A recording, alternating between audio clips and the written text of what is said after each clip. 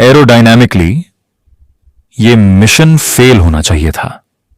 एक fighter jet जो originally design हुआ था एयर कॉम्बैट के लिए, उसके नीचे आप 2.5 टन का सुपरसोनिक मिसाइल लटका देते हो।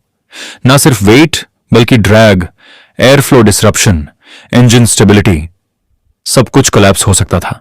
फिर भी सुखोई 30 MKI आज दुनिया का एक ऐसा प्लेटफॉर्म है जो हवा से ही मैक 3 का स्ट्राइक लॉन्च करता है। तो सवाल यह नहीं है कि यह सिस्टम पावरफुल है या नहीं, सवाल यह है यह काम करता कैसे है।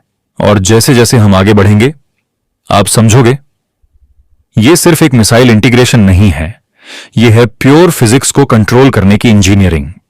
मॉडर्न वॉरफेयर में सबसे बड़ा एडवांटेज क्या है? स्पीड, रेंज या स्टेल्थ? नहीं, सबसे बड़ा एडवांटेज है रिएक्शन टाइम। अगर एनिमी को रिएक्ट करने का टाइम ही ना मिले तो डिफेंस सिस्टम इरेलेवेंट हो जाता है। इंडिया को एक ऐसा सिस्टम चाहिए था जो लॉन्ग रेंज से स्ट्राइक करे और इतनी स्पीड पे आए कि इंटरसेप्शन विंडो कोलैप्स हो जाए। यहीं से आइडिया आता है ब्राह्मोस, और आगे चलकर इसी मिसाइल को एयर प्लेटफॉर्म पर ले जाना एक कंप्लीटली न्यू चैलेंज बन गया। प्रॉब्लम सिंपल लगती है, मिसाइल को जेट पर माउंट करो और लॉन्च कर दो। पॉज। रियलिटी बिल्कुल ऑपोजिट। ब्राह्मोस का वेट लगभग 2.5 टन है। यह normal air to air missile से 3 से 4 गुना ज्यादा हैवी है। और जब आप इतना वेट जेट के सेंटर लाइन पर अटैच करते हो तो 3 मेजर प्रॉब्लम्स आती हैं। 1, structural stress. 2, aerodynamic drag. 3, engine airflow disruption. सबसे डेंजरस प्रॉब्लम क्या थी? एयरफ्लो। मिसाइल का शेप और पोजीशन एयरफ्लो को डिस्टर्ब करता है। अगर एयरफ्लो इंजन तक क्लीन ना पहुंचे तो इंजन स्टॉल हो सकता है, और मैच स्पीड पर इंजन स्टॉल मतलब एयरक्राफ्ट लॉस। इसलिए यह सिर्फ मिसाइल माउंट करना नहीं था, यह था प्योर एयरफ्लो को रीडिजाइन करना। सुखोई 30 MKI को सुपर सुखोई अपग्रेड में मॉडिफाई किया गया। एयरक्राफ्ट के अंडरबॉडी को रीइंफोर्स किया गया।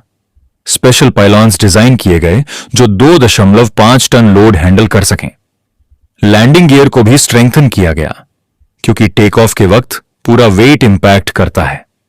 और यहां एक इंपॉर्टेंट पॉइंट है, यह सिर्फ वेट कैरी करना नहीं है, यह वेट को कंट्रोल करना है हाई स्पीड मैन्यूवरिंग के दौरान।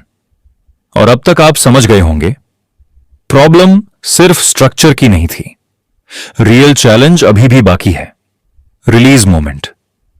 मिसाइल को रिलीज करना सबसे क्रिटिकल फेज होता है। अगर रिलीज गलत एंगल पर हो तो मिसाइल एयरक्राफ्ट को हिट कर सकता है। अगर एयरफ्लो अनस्टेबल हो तो मिसाइल ट्रैजेक्टरी डिस्टॉर्ट हो सकती है। इसीलिए इंजीनियर्स ने प्रिसाइज रिलीज एनवेलोप डिजाइन किया। Specific speed, specific altitude, specific angle. Release के बाद मिसाइल फ्री फॉल नहीं करता, वो इमीडिएटली स्टेबलाइज होता है और फिर अपना रैमजेट इंजन एक्टिवेट करता है। और उस मोमेंट के बाद ब्राह्मोस बन जाता है इंडिपेंडेंट सुपरसोनिक वेपन। अब फिजिक्स का दूसरा पार्ट। ब्राह्मोस स्पीड मच 2.8 से मार्च 3। वेट लगभग 3000 किलोग्राम क्लास। किनेटिक एनर्जी का फॉर्मूला सिंपल है, आधा mv2 स्पीड स्क्वायर होती है। मतलब थोड़ा सा स्पीड इंक्रीज एनर्जी को मल्टीपल टाइम्स इंक्रीज करता है। इसका मतलब क्या है? Even without warhead impact devastating होता है। और जब यह मिसाइल लो एल्टीट्यूड पर सी स्किमिंग करता है तो डिटेक्शन विंडो और रिड्यूस हो जाती है। कोई भी मिसाइल इंपॉसिबल टू इंटरसेप्ट नहीं होता, लेकिन ब्राह्मोस एक चीज करता है, reaction time collapse. High speed, low altitude, late stage manoeuvre. यह कॉम्बिनेशन डिफेंस सिस्टम को सेकंड्स के अंदर डिसीजन लेने पर मजबूर करता है। और मॉडर्न नेवल वॉरफेयर में सेकंड्स ही डिफरेंस क्रिएट करते हैं between survival and impact. Missile launch सिर्फ हार्डवेयर नहीं है, यह एक डिजिटल सिस्टम है।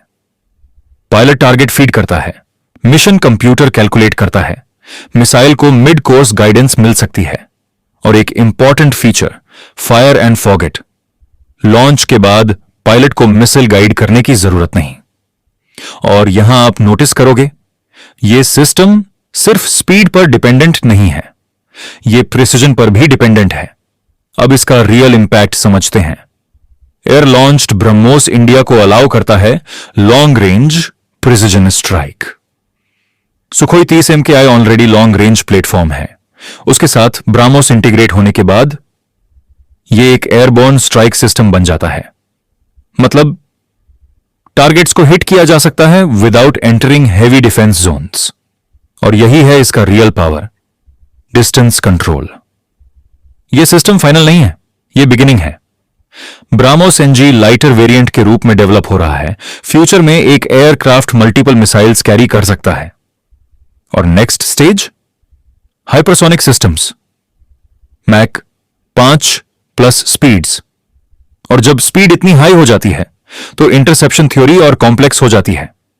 सुखोई 30 MKI ऑन ब्रह्मोस सिर्फ एक वेपन सिस्टम नहीं है, यह एक एग्जाम्पल है कि जब इंजीनियरिंग फिजिक्स को चैलेंज नहीं करती बल्कि समझकर कंट्रोल करती है तो इम्पॉसिबल भी पॉसिबल बन जाता है।